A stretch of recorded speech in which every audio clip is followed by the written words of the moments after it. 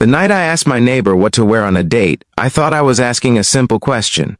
I had no idea that within minutes my entire life would be turned upside down. Because when she looked at me, really looked at me, her eyes filled with frustration, pain, and something deeper that I had somehow been too blind to notice for years. And then she said the words that changed everything. "Are you blind? I love you." Before we dive into this story, take a moment to like, comment, share, and subscribe to the channel if you believe that kindness, second chances, and unexpected love can change a life. Stories like this remind us that sometimes the person meant for us has been right beside us all along. My name is Marcus Hale, and for the last 3 years I had lived in a quiet neighborhood in Portland, Oregon. It was the kind of street where the mailman knew everyone's dog by name and porch lights stayed on late at night. After my divorce, I moved there hoping for peace, hoping to rebuild a life that had fallen apart faster than I could understand. The house next to mine belonged to Rachel Carter. Rachel was the kind of neighbor people hope for but rarely get. She watered my plants when I traveled for work. She brought soup when I had the flu. She once shoveled my driveway at 6 in the morning during a snowstorm before I even woke up. At the time, I thought she was just kind. Looking back now, I realize she was something much more. But when your heart has been broken once, sometimes you build walls so high you can't see what's right in front of you. My marriage had ended painfully. My ex-wife had left after 8 years, telling me she needed something more exciting. That sentence echoed in my mind for months like a cruel joke. After that, dating felt impossible. Every conversation felt forced. Every smile felt rehearsed. Rachel was the only person around whom I could be completely myself. She was 32, worked as a nurse at a local hospital, and had the warmest laugh I had ever heard. It wasn't loud or dramatic. It was soft, genuine, the kind that made you feel like the world might actually be okay. We spent countless evenings sitting on our porches talking about everything and nothing. She told me stories about her patients. I told her about my job as an architect. Sometimes we just watched the sunset in silence. But in my mind, she was simply my neighbor, my friend, nothing more. At least, that's what I told myself. Then one day something unexpected happened. A coworker named Olivia asked me out. It was the first time anyone had asked me on a real date since the divorce. My coworkers practically celebrated when I told them. "You need to move on," one of them said. "You deserve to be happy again." Maybe they were right, so I agreed to the date. But when the evening came closer, I found myself standing in my bedroom staring at my closet like it was some kind of puzzle I couldn't solve. Shirt or jacket? Casual or formal? I had no idea.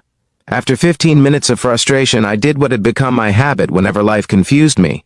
I walked next door. Rachel opened the door wearing sweatpants and an oversized hoodie, her hair tied loosely behind her head. She looked tired, but smiled the moment she saw me. "Marcus," she said warmly, "everything okay?" I scratched the back of my neck awkwardly and held up 2 shirts I had brought with me. "Quick question," I said. "Which one should I wear on a date?" For a moment she didn't react. The smile on her face slowly faded. Her eyes moved from one shirt to the other, then back to me. There was a silence in that doorway that felt heavier than anything I had experienced in years. Finally, she asked quietly, "A date?" "Yeah," I said casually. "Coworker. First one in a while. I figured you'd have better taste than me." She looked at me again, but this time something was different. Her expression held something raw, something wounded, and suddenly her voice wasn't calm anymore.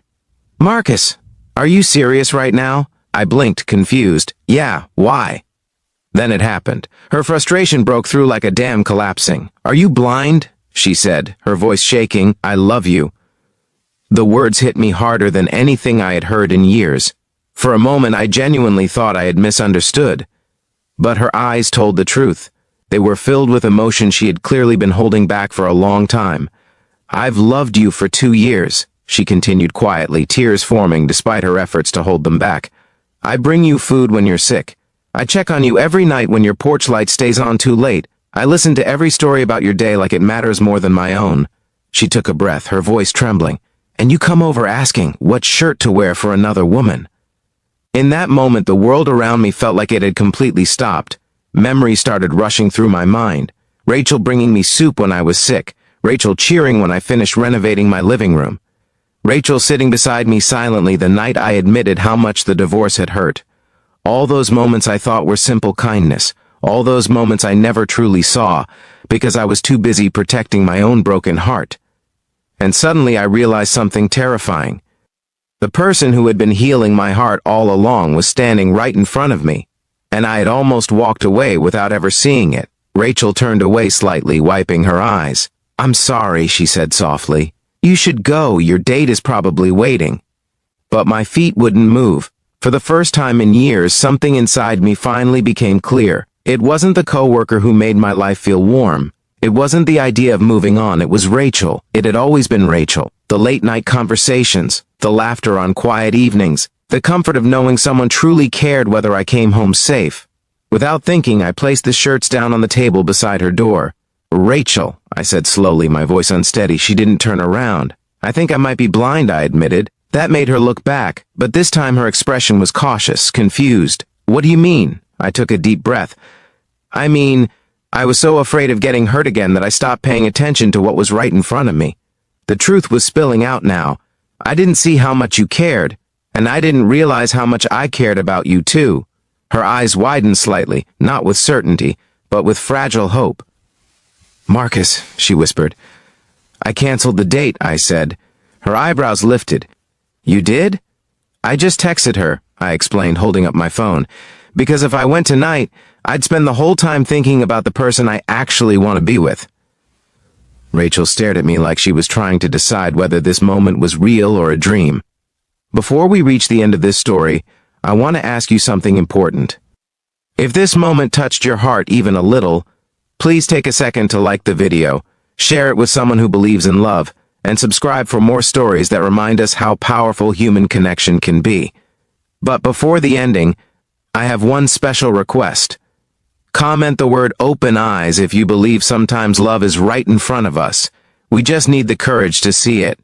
Rachel stepped outside onto the porch. The cool night air wrapped around us as we stood there under the yellow glow of the porch light that had witnessed so many quiet conversations between us. "You really canceled?" she asked again. "I did. Why?" I smiled softly. "Because the best date I could imagine is already standing in front of me." For the first time that evening, Rachel laughed, but this time there were tears mixed into the sound. "Marcus Hale," she said, shaking her head.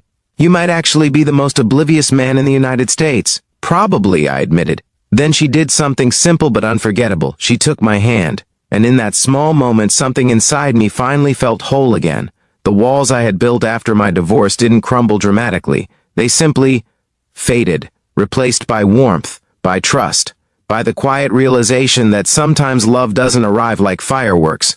Sometimes it arrives as the neighbor who brings you soup when you're sick, the person who listens when you're broken, the person who stays when everyone else leaves. Rachel had been that person all along, and the night I asked her what to wear on a date, I finally saw her, not just as my neighbor, not just as my friend, but as the woman who had quietly loved me long enough to heal a heart I thought would never beat the same again. And if this story reminded you that love can exist in the quietest corners of life, please like, comment, and share this video.